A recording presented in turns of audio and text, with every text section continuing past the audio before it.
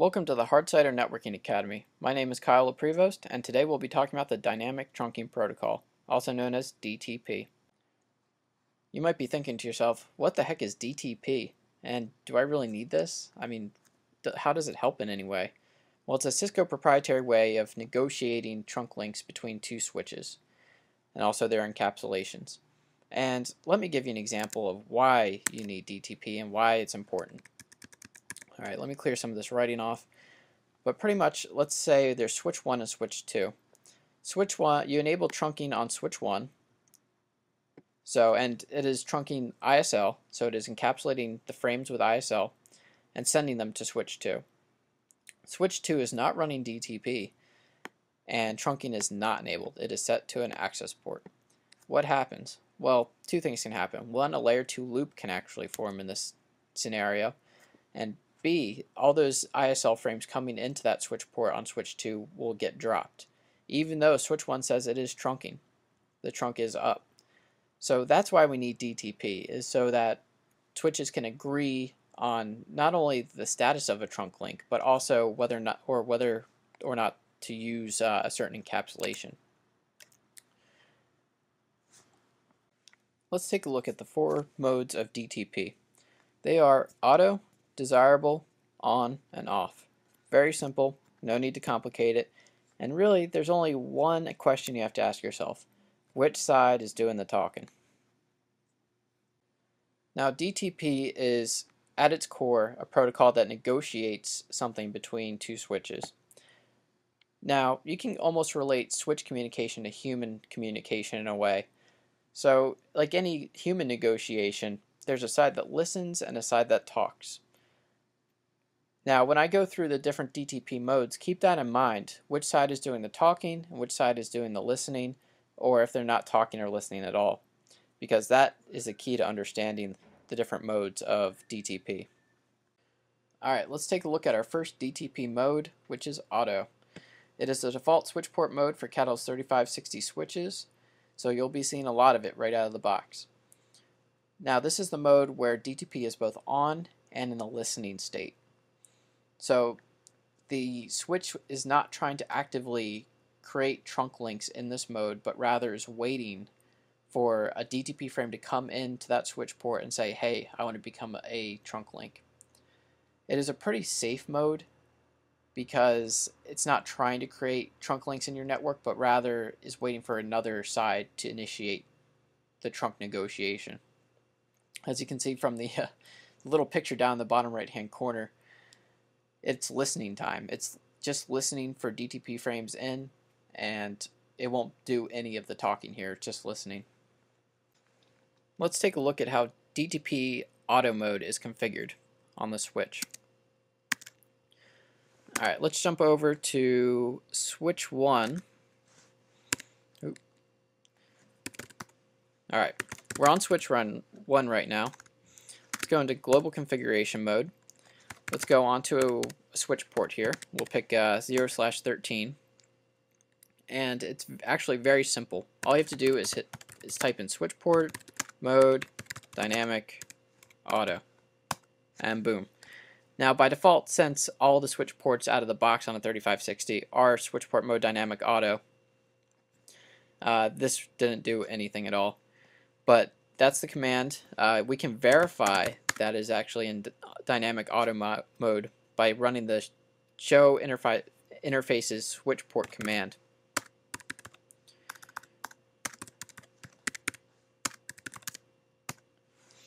And that'll bring up all kinds of information on Fast Ethernet 0/13. It'll show that the switch port is enabled. Dynamic auto is the DTP mode, but look at this. The operational mode is static access.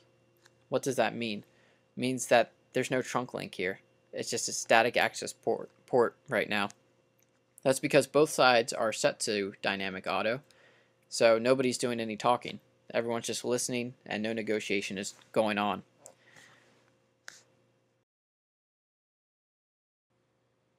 Now the second DTP mode that we'll look at is desirable mode. As you can see from the very creepy and little disturbing face down on the bottom of your screen, This is the mode that does all the talking. So when it comes to a DTP negotiation, this mode is the one that will actively try and initiate a trunk link, whether it be with an auto port, an on port, what have you. And again, this config is very simple. If we jump back onto our switch here, same switch port, we just do switch port, mode, dynamic, and instead of auto, actually let me bring up the modes for you here, we just do desirable. And that's all that happens. The link will actually go down and come back up as it transitions modes. And let's actually take a look at our do show interfaces switch port command to see what happened. Switch port is still enabled. The administrative mode is dynamic desirable like we just configured. But look at this. The operational mode went from static access to trunk. Now think through this with me. This side is dynamic desirable, meaning that we are actively trying to create a trunk link. On the other side is another 3560 with a default configuration applied. So it is in auto mode. This side is constantly talking, trying to establish a trunk link, and the other side is listening, so they agree on a trunk link. Now, I have the encapsulation hard set on this port already, so it agreed on .1Q, otherwise it would have picked ISL. So, and as you can see, negotiating trunking is on. So that's all there is really to dynamic, or dynamic desirable, I mean. So we'll go on to the next switch port mode here in a minute. Too bad I don't have a clever picture for this DTP mode, but this DTP mode is on. Now think back to your CCNA days, or maybe you are in your CCNA days, where there were only really two switch port modes, access and trunk. Now when they were talking about access, they probably didn't mention DTP, but you have to realize that DTP, or switch port mode trunk, is a DTP mode. So what it is pretty much just DTP mode on. It's a hard-coded trunk link regardless of what the neighbor says or wants to do. But look here. What's the point of this versus desirable or auto? Well, pretty much it guarantees that you'll have a hard-coded trunk link on this switch port, and it helps prevent layer 2 loops. So if it says that the other side is unwilling to trunk, it won't trunk.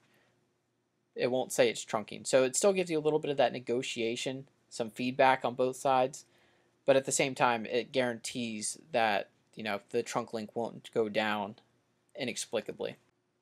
I don't think I need to go through the configuration of DTP mode on for you guys. It looks a lot like the others. It's just switch port mode trunk. So I think we'll just go on to the next DTP mode, which is off. Now what exactly is DTP mode off? I don't really see a command for it per se, but I've heard about it.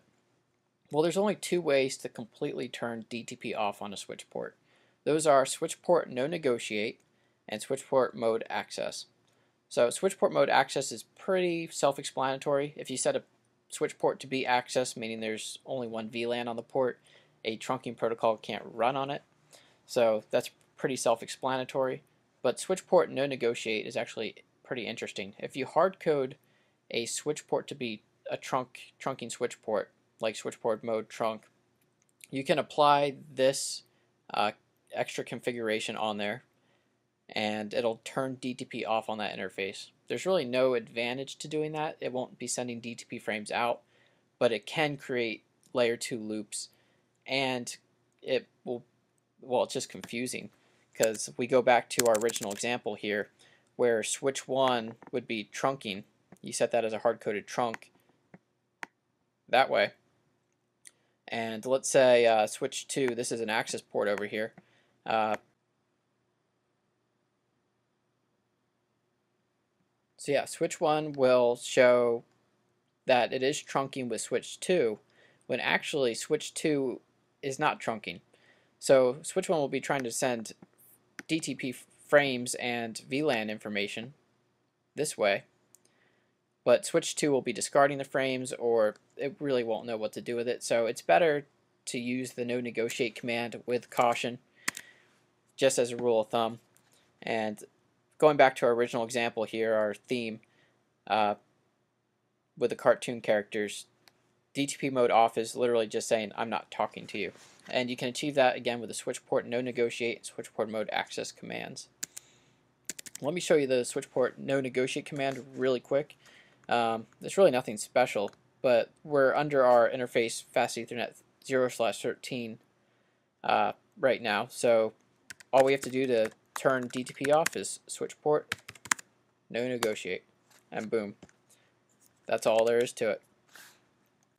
Now we have to do one last thing before we can close the book on DTP for good. Let's just run a couple commands, a couple show commands, just to make sure that DTP is running and that it's running on the right interfaces and doing the right things. And that's pretty easy. We use the show interfaces switch port command and the show interfaces trunk command to let us kind of take a peek at what DTP is doing. So once again, we're back on switch 1. And we're just in enabled mode right now. So let's take a look at show interfaces switch port.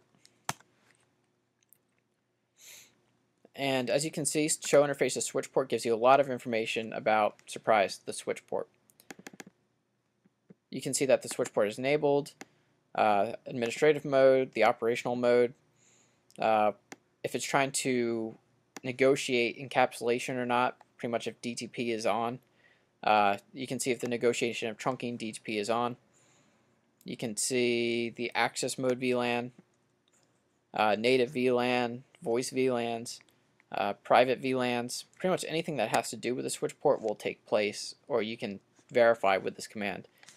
Now the other command that is useful for VTP is the show interfaces trunk command. Take a look here. And it shows you every port, every switch port on the switch that is currently trunking. So as we can see, we were on fast Ethernet 0/13. We have hard set it using switch port mode trunk for trunking to be on. We set the encapsulation to .1Q earlier. I didn't show you guys that, but that was on there before. The status is trunking. Native VLAN is 1. And that's pretty much all you need to know. Between those two commands, you can verify that the switch port is indeed trunking, and that DTP mode, the DTP is on, and the DTP mode is correct. And that just about does it for the dynamic trunking protocol. I'd like to thank you for viewing, and if you like this video, be sure to check out our other videos right on my YouTube channel or at HardCIDR.com. My name is Kyle Prevost, and thank you for viewing.